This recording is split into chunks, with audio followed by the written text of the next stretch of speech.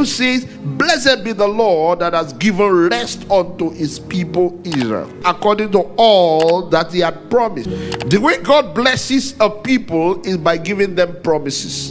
God intends to bless you, then he hands over into your hands a promise.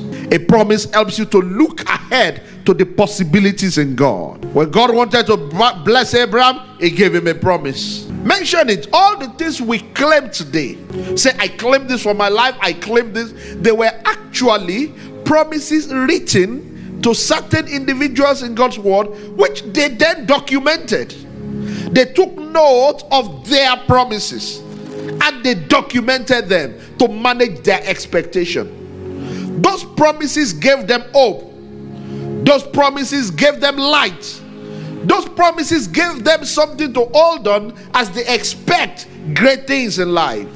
Bible says, according to all that he promised, there has not failed one word of all his good promise. This is so beautiful. If God promised it, he will do it. If God promised it, he intends to do it. You know, have you ever had people promise you things they didn't intend to do? But yeah, I can tell you for a fact that if God promised it, then you know that he intended to do it. All his good promises, there has not yet one failed. So, number one thing I want you to pick is this. How well are you managing and documenting and capturing the details of his promises for your life? Many of us, the promise comes, but that's the end of the promise.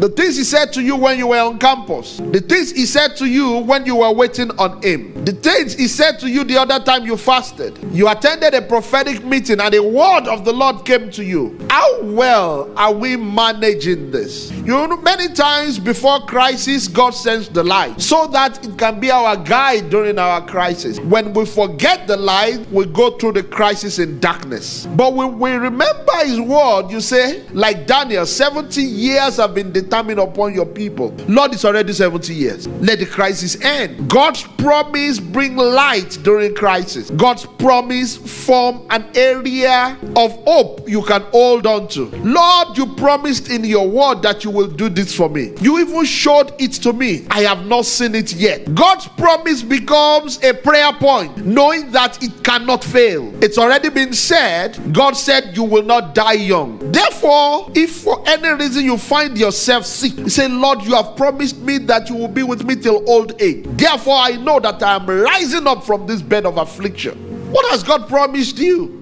You say, everywhere I go to, I receive the word that I am a kingdom financier. Everywhere I go to, I receive the word that I will build wealth. What has he promised you? Remember it. Focus on it. Print it in your room like a living testimony. Build it like an ark and place it where you can see it every day. That this is the evidence of the things I hope for. God cannot fail. He doesn't know how to do it. And if he has expressed his intention in a promise, you can go and rest because he will do it.